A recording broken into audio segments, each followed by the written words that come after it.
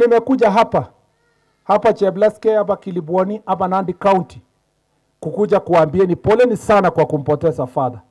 Father alikuwa mchungaji wa kondoo, na sio kondoo ile kondoo tunajua. Alikuwa ni mchungaji wa kondoo wa Mungu. Akawawa na wale ambao wanatafuta kondoo ya dunia.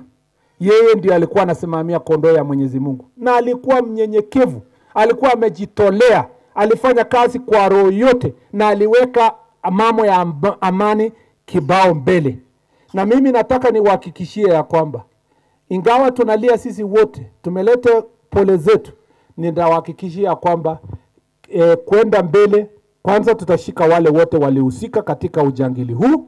Ya pili ni kuhakikisha kwamba tutajitahidi hata zaidi kuhakikisha tumepunguza mambo ya wizi ya ng'ombe na uwaji ya watu. Kwa miaka 2 iliyopita, serikali hii ya Kenya Kwanza kiongozwa na Mheshimiwa Rais, na sasa imekuwa broad based government kiongozwa na Mheshimiwa Rais, imebadilisha sura ya mambo ya banditry kwa Kerio Valley kwa miaka 2.5 ambayo ilipita. Tulikuwa na changamoto kubwa sana wakati tulianza, na ilikuwa ni shida kubwa sana, lakini kwa mapenzi ya Mwenyezi Mungu na kwa bidii ya maaskari wetu na pamoja na ushirikiano ya viongozi wa kijamii kama Father Alois, tumeweza kupunguza mambo ya banditry kwa Kenya mzima kwa 70%, hata inaelekea 75%. Na kwa hii Kerio Valley kwa mambo ya banditry, mimi nataka niwahakikishie wa Kenya, kwa sababu ninaona watu wengi sana wanaongea kuhusu idadi ya yale ambayo imefanyika hapa Kerio Valley. Tumepiga hatua kubwa sana kwa kudhibiti hii janga ya wizi wa ng'ombe na uwaji wa watu. Tumedhibiti sana kwa umbali, kiasi kwamba mwaka jana kwa miezi ya kwanza ya 5 ya 2024 tulikuwa na incidences ambayo kwa bahati mbaya tulipoteza watu 66. Kwa miezi hizi 5 ambayo tumefikia kwa mambo ya banditry, hata kama ni kwa uchungu sana tunasikia tulitaka ikue 0, lakini imepungua kutoka hiyo 66 mwaka jana imefika watu 22. Na hiyo si kwamba ati tunafurahia. Tunataka kuhakikisha kwamba tumefika 0 kwa ile kazi tunafanya. Kwa yale ambayo yamefanyika hapa Kerio Valley, wacha niwahakikishie, sehemu ya Kerio Valley kubwa ambayo wananchi hawakuwa wanaenda shule, watoto hawaendi shule, watu hawaishi, sasa watu wanaishi, watoto wameenda shule. Huko ukienda Baringo, sehemu karibu yote watu wamerudi kuishi makwao. Imebaki kona moja hapa penye inaitwa Loruk ambayo imetupatia shida kidogo. Hii Kerio Valley yote, upande wa Kerio Valley sub county, Marakwet hapa mpaka Tiatich constituency pale, watu wanaishi kwao, except hapo hiyo kona ambayo niliwaambia Endo ward, kwa kona pale ya locations 2-3 ikipakana na West Pokot na pale Tiatich constituency. Hiyo ndio kona ambayo Father Alois ameuawa, kwa sababu kuna wakora kidogo wamebaki pale. Watu wengi wanauliza ni nini ilifanyika ndio tukapoteza father. Mimi nataka niseme kwa siku 3 tumesikitika kwamba kwa siku 3 mfululizo tulipoteza watu 3. Tulipoteza bwana Simon Gata ambaye alikuwa anasaidiana kujenga barabara, na bwana Boniface Ongote ambaye alikuwa ni fundi, na Father Alois Bet ambaye alikuwa mhubiri. Kwa hao wote watu 3, ningetaka kusema ni kwa nini hawa majangili walienda kupiga hawa watu 3 ikiwa pamoja na Father Alois. Ni kwa sababu kwa wiki 3 iliyopita askari wetu ama idara ya polisi imeongeza ile operation ya kuondoa wahalifu kutoka sehemu hiyo. Na kwa sababu ya hiyo operation tumeweza kushika watu karibu 4 ambao ni majangili sugu, na wengine 2 wakauawa. Na mmoja wao ndio alikuwa komanda yao katika sehemu hiyo. Na kwa sababu ya hasira ya wale wengine alishirikiana na hao, wakatoa hiyo hasira ya hiyo operation, wakaenda sasa wanatafuta kila mtu ambaye aswa kama Father Alois amepigwa tu bure kwa sababu amekuwa ni mhubiri wa kuleta amani na ni mtu amekemea mambo ya ujangili ya wizi wa ng'ombe na uaji wa watu. Father Alois amewawa bure. Amewawa na majangili ambao ni adui ya amani katika sehemu za Kerio Valley.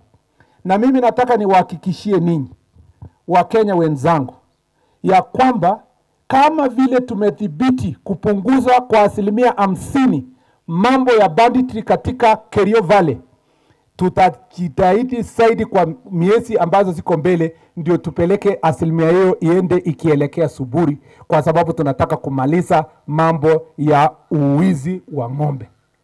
Tunataka kumaliza uwaji ya watu. I also want to request our politicians, you can do politics with all other things. You can do politics with roads, you can do politics with sports, you can do politics with theater, you can do politics with agriculture, you can do politics with other issues. But surely, if you are looking for cheap political scores on the question of banditry in Kenya and terrorism, then you are not fit to be called a leader.